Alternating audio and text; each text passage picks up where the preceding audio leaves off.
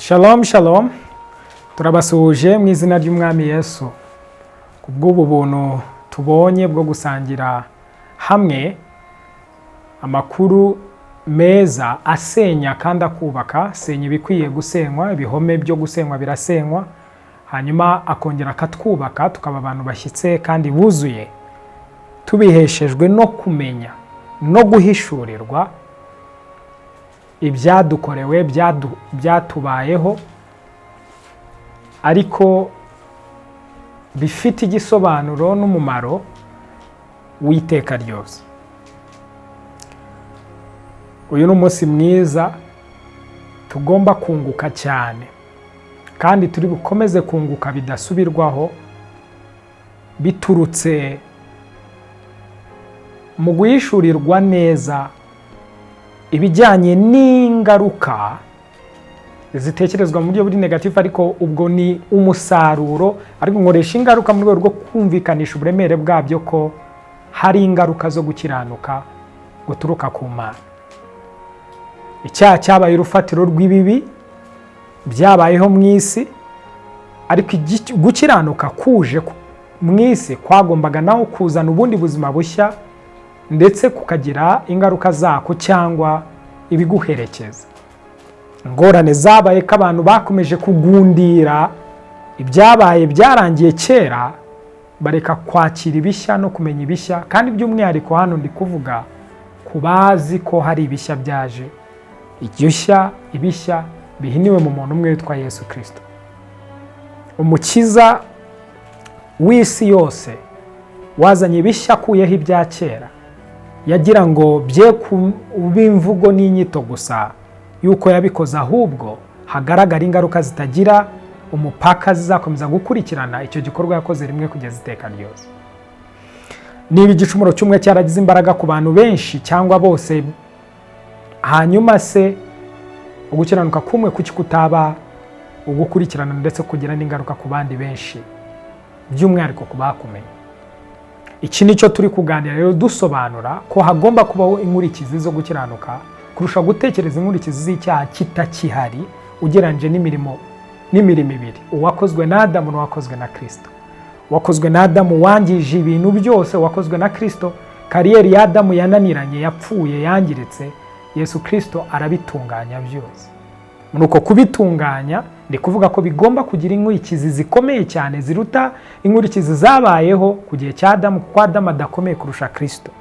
Iyo ni logique, ni uburyo bukwiriye bwo kumva ibintu.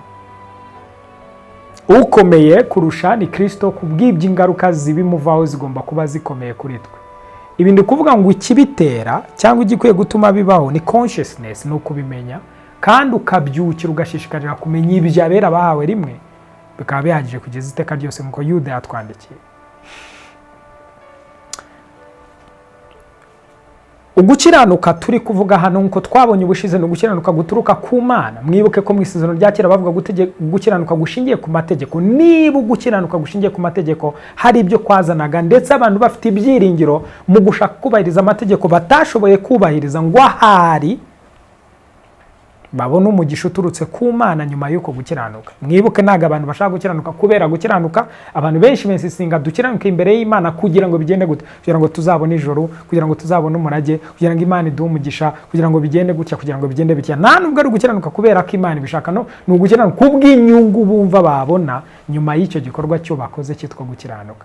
Imana yabiciyemo umurongo iravuga si uko biteye, ibishingiye kuri mwe ntago byarama kuko bimara igihe gito, nta nubwo bifite karite y'ibyo nshaka. Ibiturutse kuri ngewe bifite karite y'icyo nshaka, kubw'ibyo ndabibaha nk'impano kugira ngo abari byo mushingiraho, muvuza impundu, muririmba, muhimbaza, mwishima, mutekereza muri uwo mujyo ko umugisha uri hamwe namwe by'iteka ryose. As long as igihe cyose gukiranuka kw'Imana kuri muri mwebwe, mufite umugisha w'iteka ryose.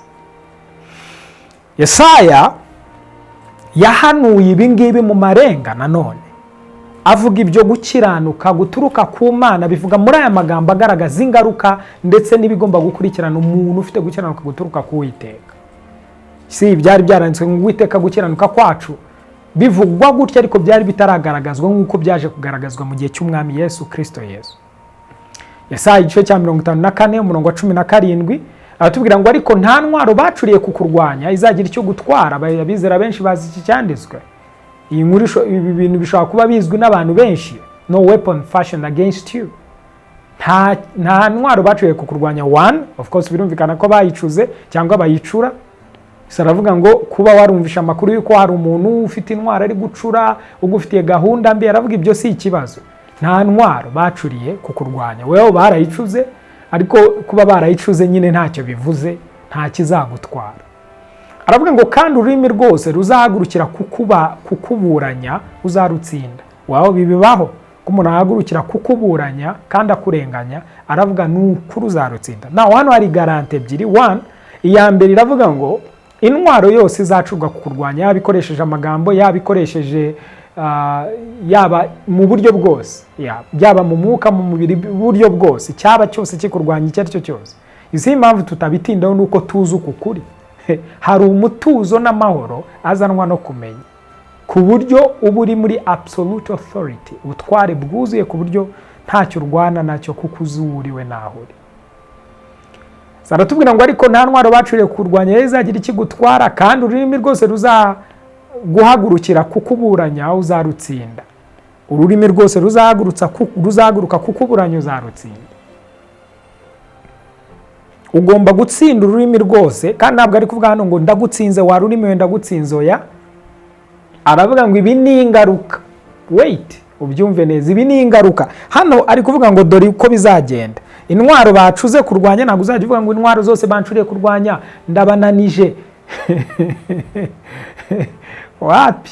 Agavuga ngo uzakora ibyoya. Ari ibintu bikurikira ibindi bimaze kuba. Nuvuga ngo hari ikintu kiba, urugero, iyo umurabyo urabije inkuba irakubita.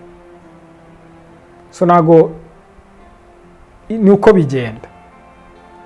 Iyo umurabyo urabije inkuba irakubita. Hari ikintu kibanza kuba ikindi kigakurikira.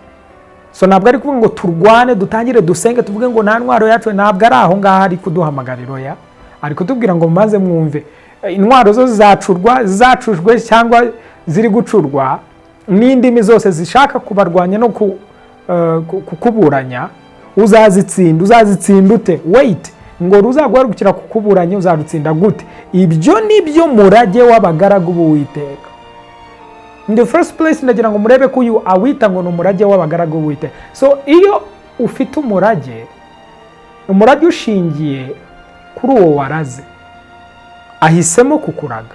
Mu gihe ahisemo kukuraga kuguha umurage, ntabwo ari kuvuga ngo noneho ujye uvuga ngo intwaro bancuriye kundwanya nta kizantwara. Not necessarily, ntabwo ari icyo ari kuvuga cyane. Gusa no kubivuga ni byiza, ntacyo bitwaye, ariko ndagira ngo numvikanishe kubivuga sizo mbaraga ziraha, ahubwo kumva context icyo uwo byabwirwaga nabo bireba.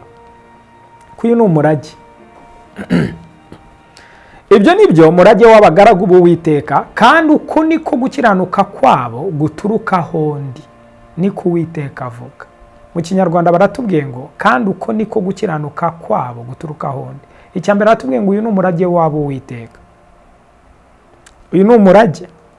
So umurage w'uragabara abaragwa. Naravuga ngo abaragwa ni bande. Ibyo nibyo asobanura ngo abaragwa ngo kandi uko niko gukiranuka kwabo guturuka hondi. Muri make ari kuvuga ngo abaragwa ni abantu bafite gukiranuka guturuka hondi. Umuntu wese udafite gukiranuka kwe, ahubwo ufite gukiranuka guturuka hondi. Muri make gukiranuka kwanjye. Wewe ndagira ngo mbereke ngo ugukiranuka kw'Imana kuri kutangaza iki ngo mu gihe cyose wakiriye gukiranuka guturuka aho Uwiteka ari kuva ku Mana, hari garanti nta ntwaro bacuriye kurwanya igira ikigutwara, n'ururimi rwose ruhagurukiye kukuburanya rutsinda. Ubwo ndagira ngo byumve muri context yabyo, kuko ushobora kuba wirirwa ubihamagara kandi bikaba bitari kuba. Ubirebye ukabona indimi zagurutse zirakurwanya zikagutsinda. Intwaro barazicura zikagufata. Baravuga si ukurwana cyane, no, ni ukumenya cyane abo byagenewe. Ko aravuga ngo abo ni umurage w'abagaragu b'Uwiteka, abahe abo gukiranuka kwabo guturuka kuri njyewe. So gukiranuka k'Uwiteka kwari kuri kuvuga mu marenga ko gufite ingaruka z'umurage, uwo murage ukaba uvuzemo nibura ibintu bibiri: nta ntwaro, nta rurimi. Nta ntwaro yacuriwe kurwanya izagira icyo gutwara, nta n'ururimi ruzigera rugutsinda. Ibyo bintu byitwa ingaruka, byitwa umusaruro, byitwa implications, byitwa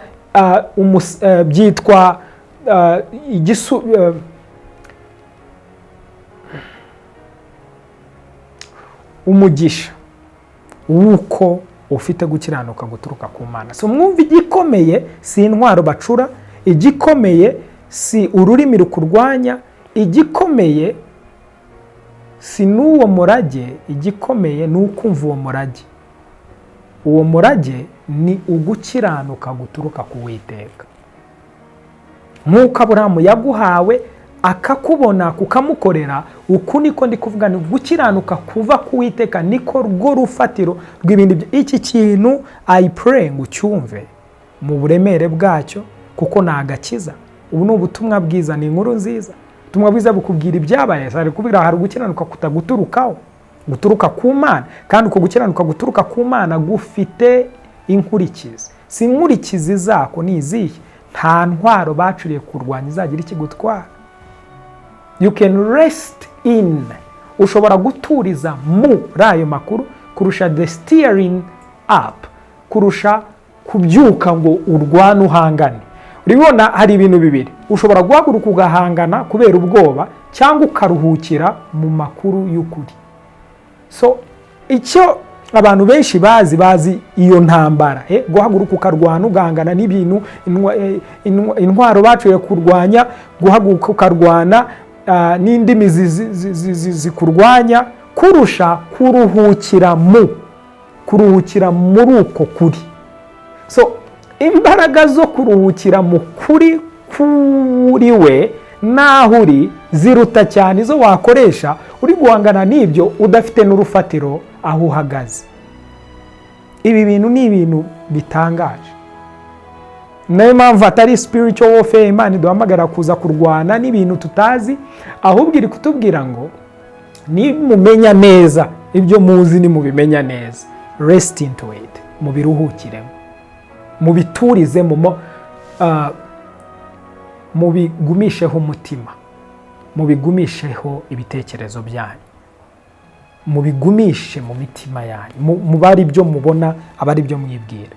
That's how you win. By the way, n'intambara y'umwuka n'ukwirwana n'ukugumisha intekerezo zawe ku kuri kw'ibikuvugwaho, ku kuri kw'iby'Imana ikwita cyo yaguhaye, yagushyitsemo, kurusha guhangana n'imyuka utanumva. Ugatekereza ko intsinzi iri mu kumenya ubwoko bwose bw'abadayimoni n'imyuka mibi. Reka mbereke iki kintu. Iki ni igitekerezo cyatanzwe kandi ni ukuri mu buzima busanzwe. Umugabo umwe ari mu ndege, yari umuntu w'Imana uzwiho ko akomeye. Hanyuma muri iyo ndege ahurira n'undi usanzwe, harimo inzoka. Ese aramubwira ati, ese ushobora gufata zino nzoka, ushobora gufata iyi nzoka muntu w'Imana? Muntu w'Imana aravuga, reka da, ujye umenya ubwenge, ufata inzoka gute kandi uyireba? Ibyo ni ukwiyahura. Undi arayifata, ayifatisha intoki ze, abona arayifasha, aramubaza, se wowe uri umumagisiye, uri umuntu w'umunyabukorikori cyangwa umukonikoni? Undi aramubwira atoya, atahubwo icyo nkurusha ni amakuru. Nta nzoka igira ubuzima muri iki kirere cy'indege, kubera ko idahumeka uriya mwuka ngo ishobore kubaho. Icyo gihe rero ko yari yakuwemo, iri aho ntiyashoboraga guhumeka kubera iki? Hari umwuka idahumeka ngo ibeho. Muri make nta buzima ifite muri iki kirere. Wenda iriya hasi ikururaka, ariko iki kirere kirayihitana. Let me tell you, imbaraga nkuko nari mvuze si uguhangana n'inzoka. Imbaraga ni ukwinjira mu ndege ukajya mu kirere cyaho idafite ubuzima. Icyo umwanditsi atubwiye ngo turuhukire mu kuri kugukiranuka guturuka ku Uwiteka. Ibyo ngo bituma nta ntwaro bacuriye kurwangira ikigutwara kandi nta rurimi rwahagurukiye kukurwanya ruzagutsinda. The rest in is better than the steer up. Tuhaguruke tuhangane, si uguhangana, ni uguhishurirwa wawe aho turi. Imbaraga ziraho. The knowledge. The Bible says biravuga ngo muzamenye ukuri.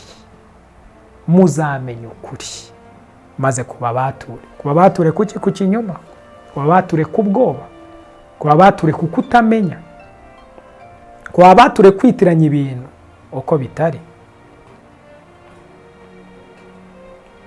Rest in righteousness, ruhukira mu gukiranuka kw'Imana, gufite ingaruka zikomeye zirimo izo ngizo mvuze haruguru. So bishatse kuvuga iki? Bishatse kuvuga ngo umuntu wese utazi ko ari gukiranuka kw'Imana kutari muri we, wazakotinga aya magambo yayakoresha akayavuga akayamagara, nta kizabaho, ntibizakora n'umunsi n'umwe, kuko aravuze ngo uyu ni umurage. Buriya ntabwo umuntu aza ngo yitire umurage w'abandi kandi atari uwo. Ni umurage w'abagaragu b'Uwiteka abazi ko gukiranuka kwabo guturuka kuri njye. Very very important. Ni ngombwa kumva ibi. So gukiranuka guturuka ku Uwiteka ni umugisha. Ni umugisha ufite niba wumva ko gukiranuka guturuka ku Uwiteka. Nanone mu migani, mu gitabo cy'imigani bavugaga ni nkaho yendaga kuvuga bimwe, kuko gukiranuka biragaragara ko kwihariye gufite ububasha tutigeze dutindaho gutekereza. Nkuko navuze ni ahanini abantu bavuga ngo, nabazije ikibazo ni ese kuki dushishikarizwa gukiranuka? Ubusanzwe abadushishikariza gukiranuka atari no gukiranuka guturuka ku Mana, gukiranuka guturukaho. Intego yabo si no kugira ngo dukiranuke kuko Imana ishaka abakiranutsi, no. Intego yabo ni imigisha ikurikira uko gukiranuka.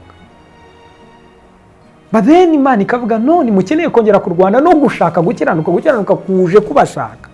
Si twe tugusanga niko kudusanga, si twe tugushaka niko kwaje kudushaka. Kubera iki? Ibyahanuwe n'amategeko yose yahanuraga ibyuko gukiranuka twayishurire ko ari Kristo Yesu waje mu isi. So Kristo kumwakira uba wakira iki? Kwa gukiranuka kwavugwaga. Sukwiye kuruhukira muri we. Niyo mpamvu dutinda kuri iryo jambo muri we, kuko ni uvuga muri we uri kuvuga muri we niho hari ugukiranuka, mu gukiranuka muri Kristo. Niyo mpamvu uvuga kwizera ni ukuruhukira muri we, ni ukwimenya muri we kurusha kurwana n'ibyo utazi. Oh glory. Imigani 14:34 uyu mwanditsi yaravugaga ngo gukiranuka gushyira ubwoko hejuru, ariko ibyaha bikoze iso n'amoko yose. Wait, wumve muri context ye. Ni gute ibyaha byakojeje iso n'amoko yose? Gukiranuka gushyira ubwoko hejuru. Hano havuga ngo righteousness exalts the nation. Ugukiranuka kuzamura ishyanga, igihugu. Oh glory. So gukiranuka gufite imbaraga zizamura igihugu kikajya hejuru. Which right? Nuko gukiranuka kw'abantu ugukiranuka kw'abantu gufite imbaraga zo kuzamura igihugu? No way. Umva iki kintu. Aburahamu amaze kwakira gukiranuka guturuka ku Mana, yarwanye n'amahanga ubwami 4, ibihugu 4-5. Aburahamu yarakaze ku buryo yatsinze abo bami ko yashakaga kujya kurokora Loti, umuntu umwe. Now umwanditsi w'imigani avuga ngo gukiranuka gushyira ubwoko hejuru, guhindura, gushyira igihugu hejuru. Aburahamu yari afite gukiranuka kw'Imana ku buryo kwamugize nk'igihugu. Yahindutse super power, ari umuntu. Oh glory. Tekereza ugukiranuka kw'Imana yabazweho kwamuhinduye a nation, kwamukize hejuru kumugira nk'urwego rw'igihugu bwacyo ari umuntu umwe. Arangije atsinda ibihugu byishyize hamwe. Izi mbaraga arazikura he? Mwumve ngo gukiranuka gushyira ubwoko hejuru. So there is power in righteousness. Rega nta kintu na kimwe cy'Imana cyoroheje. Nta kintu na kimwe kiva ku Mana cyoroheje. Nta kintu na kimwe kiva ku Mana cyoroheje. Gukiranuka gushyira ubwoko hejuru. A nation is lifted by righteousness. Gukiranuka gushyira ubwoko hejuru. Ariko ni ukuye gukiranuka kuko navugaga ni ugukiranuka guturuka ku Mana, niko gufite izo mbaraga. Niko gushyiraho urufatiro rwo gukomera n'ubuhangange. Ariko ibyaha bikoze isoni amoko yose. Yes, ubunyacyaha bukoze isoni, nta kindi bugira ingaruka. Murebe muri make aravuga ngo icyaha kibyara isoni, shame. Ingaruka ziturutse ku cyaha nizo turi kubona muri Adamu. Adamu ni iki yaturaze uretse isoni? Adamu yaturaze isoni. Adamu yaturaze isoni kumwara. Kuko icyaha gikoze isoni. Gukiranuka kugira ingaruka zitwa gushyirwa hejuru. Umwanditsi w'Abaheburayo yaravuze ngo uko wakunze gukiranuka ukanga ubugome, cyo cyatumye Uwiteka gusiga amavuta y'igikundira kurutisha bagenzi bawe. Kuko wakunze gukiranuka, ukuye gukiranuka wakunze. Hari ugukiranuka kuva ku Mana kukuzamura, naho kukakwicaza hejuru muri ya ndege, muri cya gice cyaho intwaro yoce bashura kukurwanya itagira ikigutwara, ndetse n'ururimi rwose ruhagurutse kurwanya rukubura.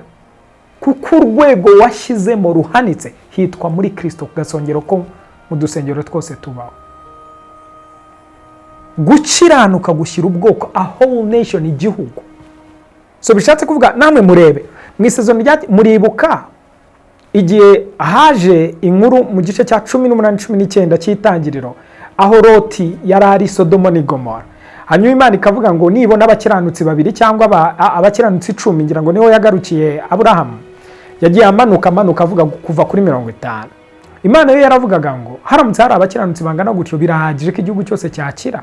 Of course Aburahamu yaje kugarukira ku bakiranutsi 10, niyo yagaruka kuri 5, niyo yamanuka agakomeza kuvuga umwe uko Loti wenda yari ahari. Ukuri kuri ngo yaravugaga ngo no, igihugu ntabwo cyarimbuka hari ugukiranuka. Hari igitekere, ari ikintu gitangaje. Ari kuvuga ngo umukiranutsi, abo bakiranutsi bake namba yabo ubwo turi kuvuga gukiranuka kuko iyo uri kumva aho gukiranuka kw'Imana kwari kutaraza gutangwa muri Kristo Yesu. Ariko ngo nuko gukiranuka kuri aho kw'abantu bagerageje gutunganya ibi na biri, ngo niba bahari ngo igihugu kiraza gukira. None mumbwire, kuko benshi baravuga bati igituma igihugu kirimbutse cyangwa kigize ibyago ibi nibi ngo uko habuze abakiranutsi. Turi kuvuga no gukiranuka kw'Imana kudashingiye no ku bikorwa by'abantu, gushingiye ku bikorwa by'Imana byo yakoze bikaba ibihamya mu mitima yacu, ngo bitubere inkingi n'urufatiro rukomeye rwo kuzamuka no gukomera n'intsinzi yose, kuko ari kamere y'Imana nayo ubwayo. Gukiranuka bivuze niba kuzamura ishyanga kugashyira hejuru ishyanga. Tekereza abantu bakiriye gukiranuka kw'Imana muri Kristo Yesu barahagije gutuma iyi si iguma ku rufatiro ruzima, kuko gukiranuka kw'Imana gukomeye cyane kurusha uko abantu. Zaravuga gukiranuka yo kuzamura, kugira ingaruka, kuzamura ishyanga. Hanyuma icyaha kikoze isoni, ya abantu bamanuka hasi, urwego bakoraho ni hasi, gutsindwa n'ibindi nk'ibyo. So the righteousness of God, ukugukiranuka guturutse ku Mana cyangwa kw'Imana, ndagira ngo kumvikane nk'imbaraga n'urufatiro rw'imbaraga rufite ingaruka zikomeye cyane nk'uko tubibonye. Bityo Pawulo yagerageje kuduhishurira mu buryo busobanutse yifashishije nanone igishushanyo cya Aburahamu, atwereka iby'uku gukiranuka n'imikorere yabwo. Ndagira ngo dusome mu Baroma igice cya 4 guhera ku murongo wa mbere turageza ku murongo wa 16. Abaroma igice cya mbere igice cya 4 turasoma umurongo wa mbere kugeza ku wa 16. Ndihuta nsome, aravuga ngo niba ari uko biri twavuga iki kuri Aburahamu sogokuruza ku mubiri? Iyo Aburahamu yaratsindishijwe n'imirimo aba afite icyo yirata, ariko si imbere y'Imana. Umuntu wese ufite icyo yirata ubundi yirata Imana. Abakorinto ba mbere igice cya mbere umurongo wa 31, wirata nkuko byanditswe ngo wirata yirata Uwiteka. Hano aravuze ngo Aburahamu yaza kugira icyo yirata yari kwirata iki se? Ntacyo yakwirata imbere y'Imana kandi yo yabimuhaye byose. Yusi icyiza cyo gukiranuka kuva ku Mana, ntacyo usigara wirata, usigara wirata iyo yaguhaye ibyo ngibyo. Ni cyiza. Ariko ikibazo cyo gukiranuka guturuka ku bantu cyambere nta karite gufite. Niyo nta karite gufite kandi umuntu asigara yirata ko yagukiranutse kandi nta nicyo kuvuza. Izo ni ingorane zo gukiranuka kw'abantu. Ariko ndagira ngo wumve hahirwa nkuko atubwiye yuko niba ari uko biri twavuga iki kuri Aburahamu sogokuruza ku mubiri? Iyo Aburahamu yaratsindishijwe n'imirimo aba afite icyo yirata, ariko si imbere y'Imana. Mbese ibyanditswe bimuvuga iki?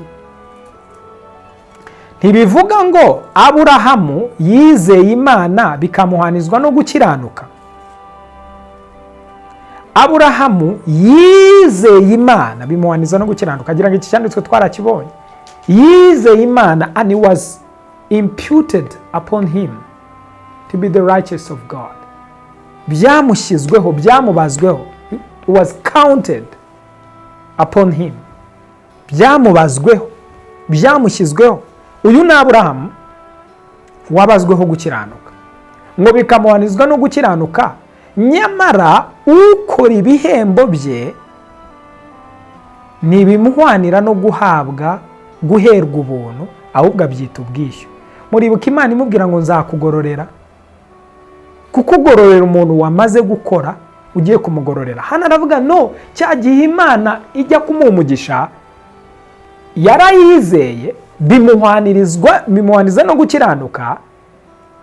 None uku gukiranuka wakwita ingororano cyangwa umugisha ntabwo guturutse mu byo yakoze, kuko iyo biza kuba ari ibyo yakoze yari kubyita ubwishyu. Nawe wibaze Aburahamu ubwo yari kwita ibyo yahawe kubwo gukiranuka guturuka mu kwizera ubwishyu, kuko yatanze iki? Nta kiguzi yari yatanze, nta bwishyu rero yari afite aho. Imana niyo yari kubyita ubwishyu. Ubwishyu ni igihe wakoze ukishyurwa. Sanima avuga ibyo gukiranuka kw'Imana kutari ubwishyu, kudaturutse nk'ingororano z'icyo wakoreye, no, ahubwo gushingiye nk'ingororano ziturutse mu mutima w'Imana mwiza. Ariko rero udakora ahubwo akizera utsindishiriza abanyabyaha. Ariko rero udakora ahubwo akizera utsindishiriza abanyabyaha, kwizera kwe kumuhanirizwa no gukiranuka. Udakora ahubwo akizera, utagerageza kwemeza Imana ahubwo akizera iby'Imana yakoze, utagerageza kwemeza Imana ahubwo akemezwa n'iby'Imana yakoze, udaha agaciro ibyo ashaka gukorera Imana no kuyumvisha ahubwo akaha agaciro iby'Imana yakoze n'ibyo yatwumvishije. Ariko udakora ahubwo akizera utsindishiriza abanyabyaha. Si umunyabyaha aratsindishirizwa, byonyine no kuba ari umunyabyaha nta kintu cyiza yakora, kuko ububi bw'umuntu bwaje muri kamere ye, nta kintu kibi cyiza yari gukora, ahubwo yari akeneye gutsindishirizwa. Ngo utsindishiza abanyabyaha, kwizera kwe kumuhanizwa no gukiranuka, nk'uko Dawidi nawe yeruye amahirwe y'umuntu, yeruye ingaruka, yeruye ibyiza, yeruye umugisha w'umuntu. Uw'Imana ibaraho gukiranuka, ibaraho. Mbese Dawidi yaravugaga ati ibi bintu biratangaje, tekereza Imana kwitora ikakubaraho gukiranuka ntako ufite, ntako wakoreye, atari ubwishyu, ntiri kukwishyuza. Urumva ikintu bita kubaraho? nk'uko naza nkakubeshyera nkavuga ngo ndakubaraho ko nkubazeho urubanza. none Imana yo ngo tekereza ngo hahirwa uw'Imana itabaraho, si utabikoze si intungane mu bigaragara, no, ahubwo uwo itabazeho.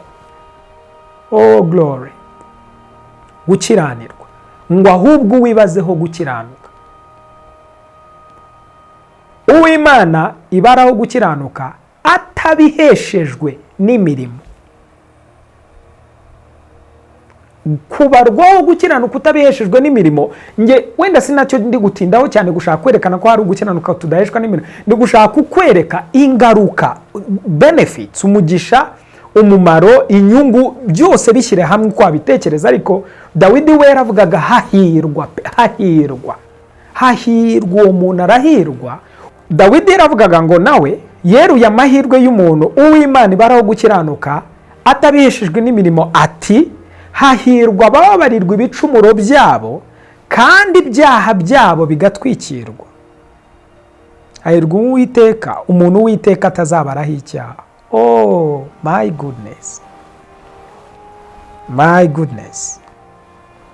Hahirwa bababariwe ibicumuro byabo, hahirwa, they are blessed. Kuki? Kuko urufatiro rw'umuvumo rwari rushingiye ku cyaha. So Dawidi aravuga ngo urufatiro rw'ihirwe, rw'amahirwe, rwa blessings, rw'umugisha rushingiye icyambere ku kuzimira kw'ibicumuro. Noneho Dawidi yarabyiteza akavuga ati iyo nitegereje biragaragara ko bigoye ko byavaho, atari ko Uwiteka agize gutya akakunagirayo utwatsi, akakubaraho gukiranuka gusa, utakoze gukiranuka akabikubaraho. Aturi mu banyamahirwe, mu bitwa bahiriwe urahirwa. Uwiteka bikubazeho, wumve ngo ibicumuro bye bigatwikirwa. Apana ngo bikurweho, bitwikirwe, ntababibona. Akubareho anabitwikire. Urwo rwari urwego rw'isezerano rya kera, kuko Kristo aje ntabwo ari ibyo yakoze, ntatubaraho, nta nubwo atwikira, akuraho kandi akaduha ugukiranuka. Dawidi yabivuga kuko Kristo yari ataraza, nicyo gituma Aburahamu yabazweho gukiranuka. Ntiyari afite gukiranuka kuko kwari kutaraza, ariko yabazweho gukiranuka. Noneho tekereza, ubwo ndi gushaka kubereka ubuhangange n'ubukana bwa Aburahamu bunini bukwiye kugereranywa nawe, kubera ko we yabazweho. Ni nabyo tandukanizo hagati yo gukiranuka kwa Aburahamu no gukiranuka kw'abera. Ugukiranuka kw'abizera uyu munsi wa none bitwa sogokuruza w'abizera muri forme, mu ishusho imeze ite, mu ishusho y'uko Aburahamu yizeye Imana bikamurangiza no gukiranuka muri icyo gihe, ariko kandi agashushanya umurimo w'icyo Imana yari igiye gukora muri Kristo Yesu, kubera ko niwe wenyine wizeye, urubyaro rwe rwose rukabona umugisha kubwo kwizera k'umuntu umwe. So ari kurepresenta Kristo mu ishusho y'uko Kristo azaba umukiranutsi, hanyuma bikakurikirana urubyaro rwe. Donc muri make ntabwo byasabaga ko abayuda, abakomoka kuri Aburahamu bagira icyo bakora kugira ngo babone umurage. Byasabaga gusa ko baba bavuka kwa Aburahamu, barangiza bakamenya uwo murage wa Aburahamu bakawugenderamo. Natwe icyo dusabwa nta kindi, ni ukumenya iby'agakiza n'umukiza wacu Yesu Kristo, tukabyizera, tukabyemera. And all of a sudden umurage yarazwe ukaba umurage wacu, ukavuga ngo niba muri abana muri n'abaraganwa. Si abaraganwa gutyo mu kirere, ni abaraganwa na Kristo. So niba uri kubona rero Aburahamu yabazweho kubera iki Kristo yari ataraza. Noneho Kristo ubwo yaje ntabwo tubarwaho gukiranuka, duhabwa gukiranuka. Kubera iki? Kristo ubwo duhindukira uko gukiranuka. Abakorino ba mbere igice cya 1:30, niwe waduhaye, niwe uduha kuba muri Kristo Yesu, waduhindukira ubwenge buva ku Mana no kwera no gukiranuka no gucungurwa. So gukiranuka ni Kristo biduhindukira. Saravuga iki rero? Aravuga ngo hahirwa babarirwa ibicumuro byabo. Aha hari muri context y'isezerano rya kera, hahirwa babarirwa ibicumuro byabo kandi ibyaha byabo bigatwikirwa. Yavuga yababa twebwe nta nubwo noneho twababariwe ibicumuro byacu mu rwego rw'isezerano rya kera, kandi ibyaha byabo bigatwikirwa. Ntabwo ibyacu byatwikiriwe, byakuweho. Byakuweho ni iki? N'umusaraba. Icyo gihe umusaraba wari utaraza, icyo yari atarahitana n'umuntu wa kera ngo amukureho. Hahirwa umuntu Uwiteka atazabaraho icyaha. We yaravugaga ati duce umurongo kuri iki kintu, hahirwa Uwiteka atazabaraho icyaha. Kubera iki? Kuko icyaha nirwo rufatiro rw'ibibazo byose dufite. Niba icyaha gibonewe igisubizo, ubwo duhise tubona igisubizo cya byose. Kuko ikibazo cya byose ni icyaha, igisubizo cya byose ni ugukiranuka. Gukiranuka abantu b'Imana kwaje kugira ngo kuze gusimbure ikibazo cy'icyaha kandi kugira ingaruka zikomeye kubizera mu buzima bwabo busigaye bwose. Umurongo ukurikiraho uratubwira ngo mbese ayo mahirwe yasezeranijwe abakebwe bonyine cyangwa n'abatakebwe nabo? Si amahirwe ntiyasezeranije abakebwe bonyine, byabwiwe n'abatakebwe nabo ngo ko tuvuga tuti kwizera kwa Aburahamu kwamuhanijwe no gukiranuka. Reba umurongo ukurikiraho, kwamuhanirijwe ryari? Ari ikintu kimwe nshaka kuvuga hano, wenda reka masome. Kwamuhanijwe ryari? Nubwo yari yarakebwe cyangwa nubwo yari atarakebwa? Iki kintu gikurikirane se. Igihe Imana imwita ko abaye umukiranutsi, yamugize umukiranutsi yakebwe cyangwa yari atarakebwa? Imwita ngo abaye umukiranutsi. Si ubwo yari amaze gukebwa, ahubwo yari atarakebwa. Kuko Aburahamu yaje kugirwa umukiranutsi atarakebwa, ko yahawe ikimenyetso cyo gukebwa, ariko ntabwo ikimenyetso cyo gukebwa aricyo cyabanje. Habanje kugirwa umukiranutsi, hanyuma abona guhabwa ikimenyetso cyo gukebwa. Dusome hepfo haravuga ngo bukeye yahabwa ikimenyetso cyo gukebwa, kuba ikimenyetso cyo gukiranuka kwavuye kuri kwa kwizera yari afite atarakebwa. Murabona ibyo Pawulo abisobanura neza, ngo gukebwa ntabwo kwaje nk'ikimenyetso cy'uko adasanzwe atandukanijwe, no kwaje gukurikira kuba ikimenyetso cyo gukiranuka kwavuye kuri kwa kwizera. So gukebwa kwabayeho, ariko atari kutabayeho konyine, kuje gukurikira ukwizera yizeye. Ugukiranuka rather yahawe guturuka mu kwizera. So mbese uko gukebwa cyari ikimenyetso kivuga ngo narizeye bimanirizwa no gukiranuka. Abisirayeli ko babyumvishije kuvuga, wumve ngo gukiranuka kwavuye kuri kwa kwizera yari afite atarakebwa. So Aburahamu yagize kwizera atarakebwa, akugira ngo abe sekuruza w'abizera bose nubwo baba batakebwe, ngo nabo babone kubarwaho gukiranuka. Ndagira ngo mwumve iki kintu. Impamvu yagize gukiranuka, yagizwe umukiranutsi atarakebwa, kwari ukugira ngo abe sogukuruza w'abatarakebwe nabo. Kuko iyo aza guhabwa gukiranuka yarakebwe, ubwo ibyo byari kuba iby'abakebwe gusa. Ariko yahawe gukiranuka atarakebwa ngo kibe ikimenyetso cy'uko Imana iri kureba abakebwe n'abatakebwe. Ubwo ari kuvuga Abayahudi n'abanyamahanga. Mwari muzi ko aha ngaha hakunda kuba conflict itari necessary, itari ngombwa, aho Yakobo yatwandikiye akatubwira ngo mbese nyereka imirimo yawe nkwereke kwizera kwanjye, nyereka kwizera kwawe nkwereke imirimo yanjye. Muri make ashaka kuvuga agakotinga Aburahamu ariko akamukotinga nabi. Akavuga ati mbese Aburahamu yatsindishijwe n'iki? Ntiyatsindishijwe n'imirimo. Niko Yakobo yanditse. Abantu benshi iyo basomye aho hantu harabagora cyane. Pawulo ni intumwa y'abanyamahanga, Petero yari intumwa y'abakebwe. Yakobo yandika ntiyandikiye abanyamahanga, Yakobo yandikiye abakebwe. Ariko muri uko kubandikira, nubwo hari bimwe yatoyemo akavuga ibyo gukiranuka gutunganye, amategeko atunganye atera gukiranuka, urumva yakoreshaga system n'imvugo y'amategeko Yakobo. Ni muri icyo gihe ari gusobanura icyo cyanditswe kiri mu Yakobo gitandukanye rwose, mu gihe Yakobo igice cya 2 gitandukanye rwose n'icyo tubona hano muri Baroma igice cya 4. Si ikibazo kigahita kivuga ngo noneho se uko Yakobo ari kuvuga icyo Pawulo akavuga iki, twemera ikihe? Noneho bikaba byaba nka bya bindi ngo bikaba nka bya bindi ngo bamwe turi aba Apolo, abandi turi aba Kefa, abandi turi aba Pawulo. Pawulo mu gukemura ibibazo yaravuze ati, si ikibazo cya Kefa na Apolo, bye kuba ngo njyewe icyo mvuze, reka byose bize bizingire ku mwami Yesu, mushingiye ku murimo Kristo yakoze n'uburyo ibyo yakoze mu murimo we yakoze. Iyo mubitekereje mutekereza koko kwizera guturuka mu mirimo, cyangwa agakiza gaturuka mu mirimo, cyangwa agakiza gaturuka mu kwizera uwo wakoze uwo murimo. So Yakobo muri uko kwandika yavugaga yuko nta kintu na kimwe, yavugaga muri context y'amategeko, ariko intumwe y'abanyamahanga waje no gukosora intumwa zindi kuko zitari urwego rwo guhishurirwa Kristo Yesu kutari hejuru nk'uko Pawulo yari afite.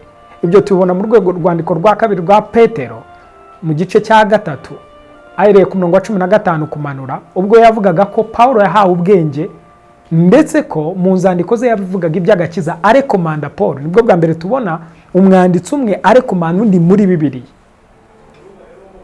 Maze arekomanda Paul ari kwerekana ko inzandiko ze zihishura iby'agakiza, cyakora abaswa n'abatagira abatajijukiwe abadasobanukiwe batazumva zisa n'izibagora. Abo zigora rero si bose, ni abantu batumva badasobanukiwe. Maze mwishurirwa Paul yari afite yigishije, rikaba ari ryo yishurirwa intumwa nyuma zaje kwemera. Tukabibona muri Sanhedrin, itorero mu gice cya 15 cya itorero ryari rihuye, bakajya impaka nyinshi cyane. Muri izo mpaka bagiye harimo ikibazo cy'icyo Pawulo yari yigishe mu gice cya 13, impaka ziza mu gice cya 15 kuko yari yavuze ko abantu bakizwa no kwizera bakababarirwa. Bikurura impaka nyinshi, ajya mu iteraniro ry'izindi ntumwa, bajya impaka kuri ibyo.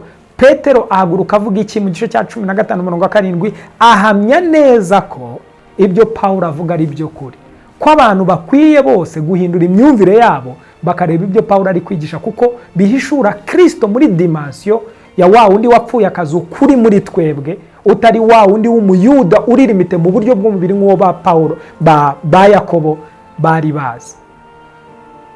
So ni dimension yo hejuru Pawulo aduhishurira. So kwizera rero ntabwo kwizera ntabwo agakiza gatangwa n'imirimo, gatangwa no kwizera. Ibyo rero bagombaga kubimenya ko na Petero yaje guhindura uko abona ibintu, kuko urugero mu gice cya 11 ari kuvuga ngo mbonye yuko mahanga yose umuntu wese uyemera, umuntu wese uyemera, umuntu wese wizera, umuntu wese uyubaha, umuntu wese uyubaha agakora ibyo gukiranuka, Imana iramwemera. Murebe iyo ngingo ya Petero ngo umuntu wese wubaha Imana agakora ibyo gukiranuka ibona kumwemera. Muri make akeneye kubanza kuyubaha hanyuma agakora ibyo gukiranuka ikabona kumwemera. Ibyo bivuga mu gice cya 11 ari kuvuga inkuru ya Koroneliyo.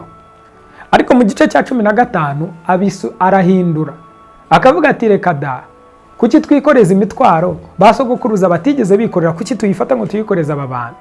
Aravuga ngo ahubwo uburyo tugiye gukizwa tuzakizwa nk'uko nabo bakizwa. Ntabwo ya systeme y'agakiza navuze haruguru ivuga ngo babanze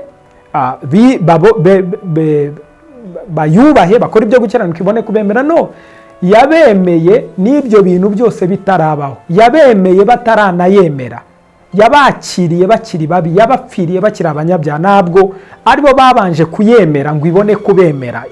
Icyo ntabwo ari cyo, kiracuritse. So aragicurukura mu gice cya 15 nawe yagiye azamuka atangira guhishurirwa biciye kuri Paul. Kandi ubwo yari yageze kwa Koroneliyo atangira kubona yuko inkuru nshya abazaniye ibintu bitagenze nk'uko yabiteganyaga, yari akivuga buzura umwuka wera, kandi siko yabishakaga. Yapangaga ko bagomba kubanza kwihana bakabatizwa bakabona kuzura umwuka wera nk'uko yabivuze mu gice cya 2, ariko aho abona buzuye umwuka wera bya bindi bitaraba, aratangara. Muri make asanga agakiza sinawe ugatwaye, Imana iri kumwijura ko agakiza kagezeyo, nawe ahubwo ahindura uko yumva ibintu.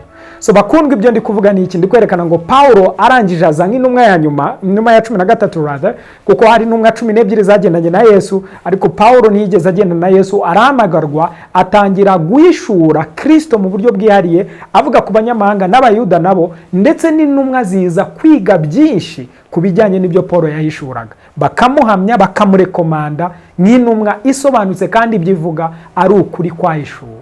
So muri make icyo ndi kuvuga, ntabwo rero dukwiye kuvuga ngo twa Kefa cyangwa kwa Paulo, reka turebe umurimo wa Kristo uhishurwa hano. Ese Kristo adukirisha iki, amategeko cyangwa ni ukumwizera? So buke rero ahabwa ikimenyetso cyo gukebwa, kuba ikimenyetso cyo gukiranuka kwavuye kuri kwa kwizera. So gukiranuka kuva ku kwizera yari afite atarakebwa, kugira ngo abe sekuruza w'abizera bose. So n'abizera bose, baba abanyamahanga cyangwa abayuda, nubwo baba batakebwe, ngo nabo babone kubarwaho gukiranuka. Nicyo gituma Paulo yavuga ati gukebwa ntacyo kumaze, igifite icyo kimaze ni ukuba icyaremwe gishya muri Kristo Yesu, gukebwa cyangwa kudakebwa. Aravuga ngo nawe abone kuba sekuruza w'abakebwe, nyamara si abakebwe gusa, ahubwo n'abagera ikirenge mu cya sogokuruza Aburahamu, kubw'uko kwizera yari afite atarakebwa. Ngo kuko amategeko atariyo yahesheje Aburahamu cyangwa urubyaro rw'isezerano ry'uko azaragwa isi yose. Uyu murongo wa 13 uratubwira ngo amategeko siyo yahesheje Aburahamu cyangwa urubyaro rwe isezerano ry'uko azaragwa isi yose. Niki cyahesheje Aburahamu ko azaragwa isi yose? Yarizeye bimuhanizwa no gukiranuka, aragwa isi yose. Murebe avuze ikintu ngo kuragwa isi yose. Aburahamu niwe muntu wa mbere nyuma ya Adamu. Adamu yigondeye isi yose, ayigirira icyamubayeho, kiba ku isi yose, kiba ku bandi bose, ku bandi bantu bose.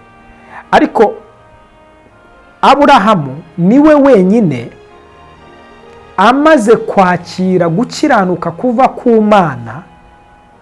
Yarazwe iki? Yarebye inyenyeri zo ku ijuru, arabwirwa ngo urubyaro rwe ruzangana nawe, ndetse n'umusenyi wo ku nyanja uko Uwiteka yamubwiye nyuma. Iki ni ikintu gikomeye. Aburahamu yarabwiye ngo arebe, ngo yubura amaso yagarukira niho Uwiteka amuhaye. Maze Aburahamu arareba, yitegereza isi yose. Hano kuri iki gice cya 4 umurongo wa 13 haduhamiriza burya ko Aburahamu yeguriwe isi yose. Bakundwa, waba urinde ngo Imana ikwegurire isi yose? Isi yose uyegurirwa urinde? Ni kureba uyu niwe mugabo weguriwe isi yose. Ni uruhe rufatiro rutuma isi yose ikwiye kuba mu biganza bye? Kuko tuzabibona mu zindi nyigisho zose ziri imbere zihishura ibi bintu byo gukiranuka n'ingaruka zabo. Bakundwa, hano icyo ari kwerekana ni uko gukiranuka kumaze kuza kwabaye urufatiro gushobora gushyiraho isi yose ikaba contained ku gukiranuka kw'Imana. So gukiranuka kw'Imana kwaremye isi, ugukiranuka kw'Imana gushobora kwikorera isi yose. Iyo wakiriye gukiranuka kw'Imana uba wakiriye ikintu kiruta isi yose. Hano arabwirwa ngo isezerano ryo kuragwa azaragwa isi ntiyariheshejwe n'amategeko, ahubwo yariheshejwe no gukiranuka kuva kuki? Ku kwizera. Ni gushaka murebe ngo ugukiranuka gufite isezerano, iryo sezerano ni ukuragwa isi yose. Oh glory! Ugukiranuka gufite isezerano, iryo sezerano ni ukuragwa isi yose. Isi yose umugabo agiye kuyigona, igiye kuba mu biganza bye, bishingiye ku isezerano ry'Imana, naryo rishingiye ku gukiranuka. So gukiranuka niko kubyara isezerano. Muri make gukiranuka gufite isezerano, gufite ingaruka. Za ngaruka navuze zihari, bimwe mu byo tubonye hano ni isi yose. Noneho mu gihe Yesaya yahanuraga arimo avuga uko ugukiranuka k'Uwiteka abazaba bakwakiriye nta ntwaro bacuye kubarwanya izagira icyo batwara, ururimi rwose ruzahaguruka kubaburanya bazarutsinda.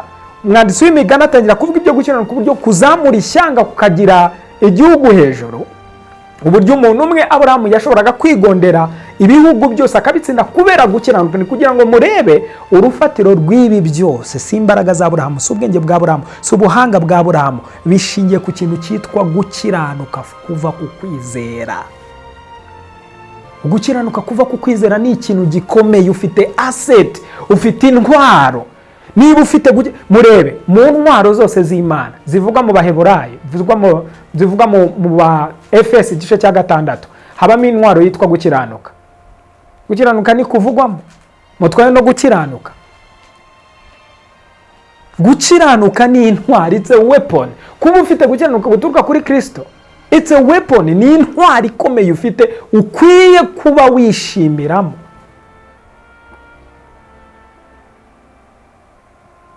Ugukiranuka, in fact aravuga ngo gukiranuka mu kwambare gukingira igituza. Se ngo ntiwaraswa. Ese sivyo bya binda bafite gukiranuka guturuka ku Mana, nta ntwaro baciye kubarwanya izagiye ikibatwara. Oh glory, glory. Imana ishimwe cyane kubwo gukiranuka kuva ku Mana. Imana ishimwe kubw'imbaraga zo gukiranuka kw'Imana muri Kristo Yesu. Dufite uyu munsi dufite. Ndagira ngo ubwire niba wizera ubutumwa bwiza, warakira ubutumwa bwiza, wemera ubutumwa bwiza bugwishura kuri umukiranutsi ku Mana, ntugarukiraho gusa kuri ugukiranuka kw'Imana. Ufite uri umukiranutsi wahawe gukiranuka kuva ku Mana. Ibyo byo gukiranuka kw'Imana tuzabigarukaho. Ariko wumva iki? Niba warakiriye gukiranuka guturuka ku Mana, aravuze ngo uko nguko gufite isezerano ryo kuragwa isi. Hey. My. Kuragwa isi yose, the whole world. Isi yose yarazwe Aburahamu. Nibyo mvuga ngo Aburahamu yari afite ibitugu byikorera isi. Aburahamu yari afite kwiga yize bingana iki bimuha ubushobozi bwo kukontrola isi. Kuki ikintu cyose yakoragaho cya respondingaga cyemeraga. Kuki ikintu cyose yashakaga gukoraho cyemeraga. Ubwatsi korazwa ngo Aburahamu yari atunze mu mashyo no mwizahabu n'ifeza. Yari afite abagaragu, ibi bintu byose biri kuba ntabwo biri guturuka ku kindi keretse cyitwa gukiranuka kw'Imana. The righteousness of God. Aho gutekereza ngo uvuge impamvu ibi bintu byanjye bidakora ngo nukubera icyaha, ndagira ngo wibuke gukiranuka kw'Imana kumira. Dawidi yaravuga ngo hahirwa Uwiteka atazabaraho ibicumuro bye. Byabyo bigatwikirwa. Tabara byabyo ibicumuro bigatwikirwa. Icyo ari kuvuga ni iki? Yifuzaga ko byatwikirwa. Wowe mu gakiza twabonye ko gucungurwa muri Kristo Yesu nubibarwaho, ntabwo ntibitwikirwa gusa, bikurwaho. Kandi ntabwo Imana ikuberaho gukiranuka kuzira kuguha. Ufite ugukiranuka kuri originale kwaturutse mu ijuru, kutavangiwe, gusobanutse, gufite imbaraga nk'iz'Imana ubwayo.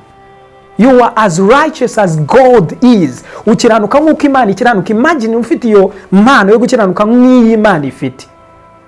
Ntabwo ari ikintu cyoroshye.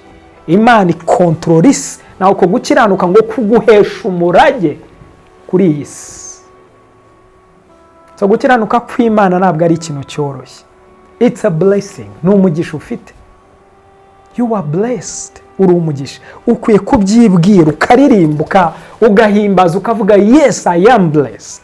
Ndi umugisha, mfite umugisha kubera iki gukiranuka kw'Imana kuri muri njyewe. Kuko amategeko atari yahejeje Aburahamu cyangwa urubyaro rwe isezerano ryo ko azaragwa isi yose, ahubwo yariheshejwe no gukiranuka kuva kuri kwa kwizera.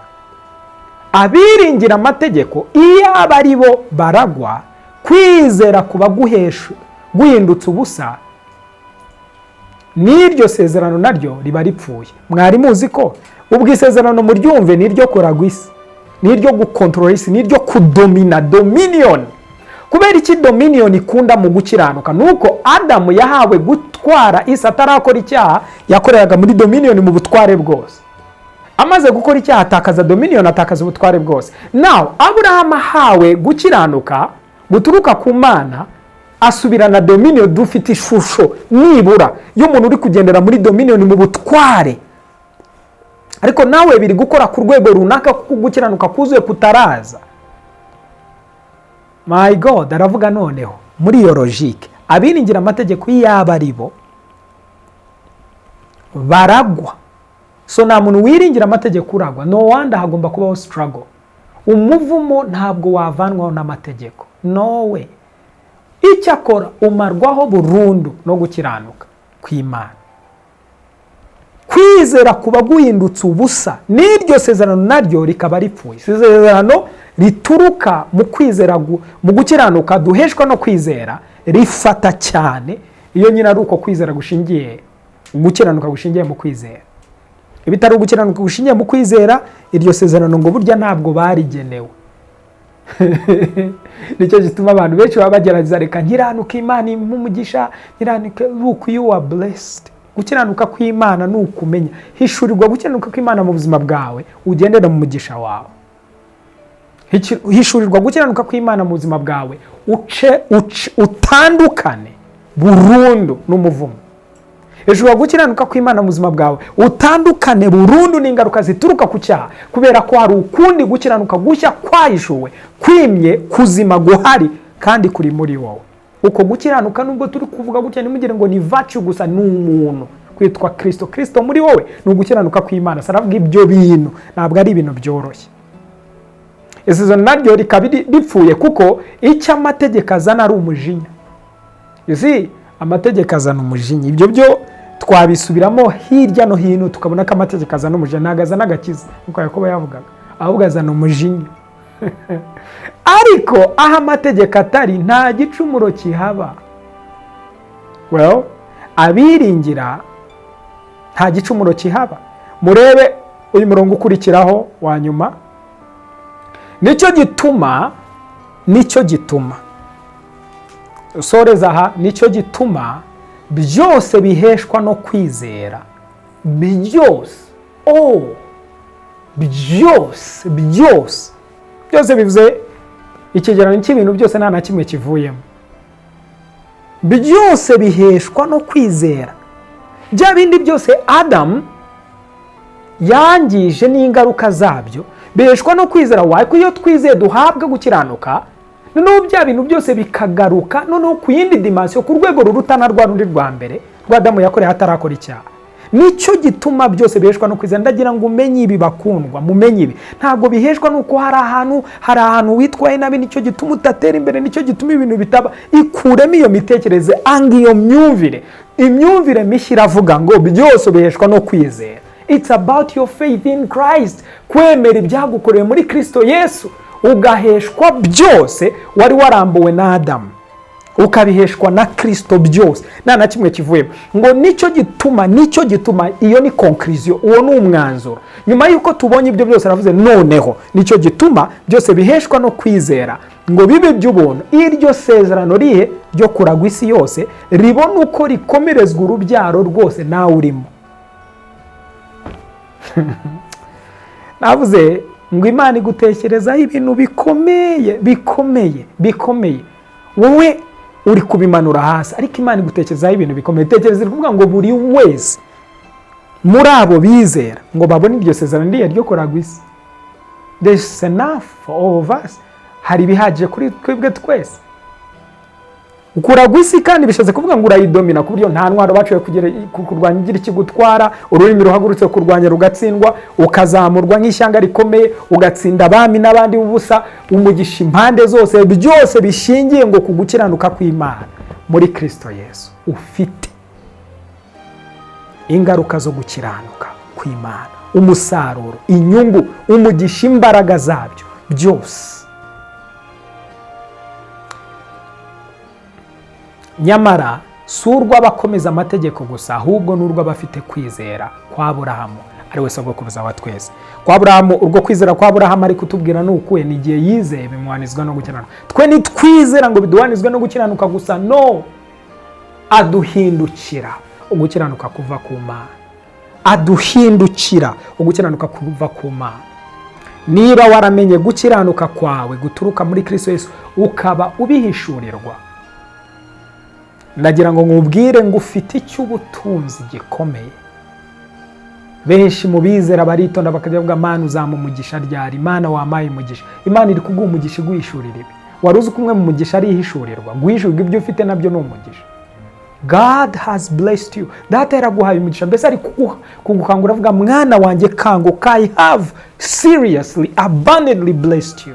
Naguhaye umugisha ukomeye utari ukwiruka ku bintu nabyo bigusiga, utari ugushakisha ibintu nabyo bitagushaka. No, hagarara hamwe wibuke icyo uri cyo, hagarara hamwe wibuke ko ufite gukiranuka kubihamagara. Uko gukiranuka niko kubihamagara. Let it come to you. Reka bize bigusangaho kugira ngo wowe ubeho ubira ibyuya wiruka inyuma munsi y'umuvumo. Ahubwo kangukira kumenya ko one, ntukiri munsi y'umuvumo, uri mu gukiranuka kw'Imana. Uko gukiranuka kw'Imana kwasenye imbaraga zose z'umuvumo ukurwaho, kwasenye ingaruka zose z'ibya Adamu, ntuwongere kubyibwira ibyo, nibigendane n'igihe cyabyo n'ikinyoma cyabyo. Gumana ukuri kumeze ngo gukiranuka kuva kera Abisirayeli bashakaga ngo babone inyungu nyinshi, babone umugisha, nge kwaje kunsanga, nge kwarampawe. Ubwo icyo bashakaga batigeze bakigeraho, ubwo abantu bose bakoze ibyaha ntibashyikira ubwiza bw'Imana, ubwo bwiza bwaje bunsanga. None uyu munsi buri muri jewe, kuri muri njyewe. Ibikwiye kunkurikirana ni iby'iki, ni ubwuko kuri ko gukiranuka kwampawe, niko konyine kwima muri nge, kandi nibyo byonyine bizankurikirana. Ikinkurikirana kitari icyo nticyemewe. Karande zaciwe burundu no gukiranuka kw'Imana kwimye muri wowe, kuko nta cyaha gushaka kubona muri wowe. Why? Kuko Kristo yaje muri wowe, gukiranuka kwaje muri wowe kubwo kwizera. Isubiremo, kubwo kwizera. Kubwo kwizera. You are blessed. You are blessed. Isi yose yagomba guhita ihinduka. Reba impamvu Adamu ni iki gituma Abrahamu ari gukora iki? Ni izihe effort, ni izihe mbaraga ari gushyira? Ni ubuhe bushobozi Abrahamu afite? Ari gukora se kukurusha? Yakoraga kukurusha, yigisha kurusha abigisha mu isi? No, ntiyitangaga kukurusha. He had come to believe God. Yizeye Imana bihwanizo no gukiranuka. Ni uruhe rufatiro rw'umugisha wa Aburahamu? Ni ugukiranuka kw'Imana mu buzima bwa Aburahamu. Now ndi kuvuga ngo wowe ufite ibiruta ibyo Aburahamu yari afite. Ufite gukiranuka kwa vrai, kukuri original kuva ku Mana kwitwa Kristo muri wowe. Iyo mpamvu vuga Kristo muri mwe, ibyiringiro by'ubwiza, ibyiringiro by'umugisha ni Kristo muri mwe. Now gukiranuka kw'Imana ari wo Kristo kuba kuri muri njyewe. Now we can hope, we can believe, we can walk in the blessings. Dushaka kugendera mu mugisha wuzuye, mu migisha yose y'Imana yo muri Kristo Yesu yaduhaye. Gene nkuko atubwira yaduhaye imigisha yose muri Kristo Yesu, harimo nuko gukiranuka. Ngo tubabera n'abaziranenge imbere yayo tutagawa. Witwa umugisha, tubabera n'abaziranenge imbere yayo tutagawa, bigira ingaruka. Reka ingaruka zo gukiranuka zigukurikirane. Mu izina rya Yesu ndagusengera ngo ingaruka zo gukiranuka, ingaruka zo gukiranuka, umugisha wo gukiranuka, inyungu zo gukiranuka kw'Imana kutari ukwawe, zibe part of you, zibe igice cyawe, zikorere muri wowe uyu munsi, zibyutswe, zenyegezwe n'aya makuru wumvishije. Uku kuri kuje kubyutsa ibisanzwe bikuri mutaruzi, kangurwa cyane nuko kuri, maze ugendere mu ngaruka uhereye umunsi w'ubutsinzi budashira bushingiye kuri iyo mpano yo gukiranuka ufite muri wowe. Ndagusengeye ngo ubone ubuzima bundi bushya butandukanye n'ubwa mbere, kuko umenye neza icyo gukiranuka kwaje gukora muri wowe. Ntabwo kwaje gutuza, kwaje kubyara umusaruro.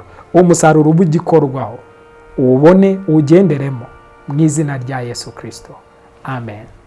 Amen.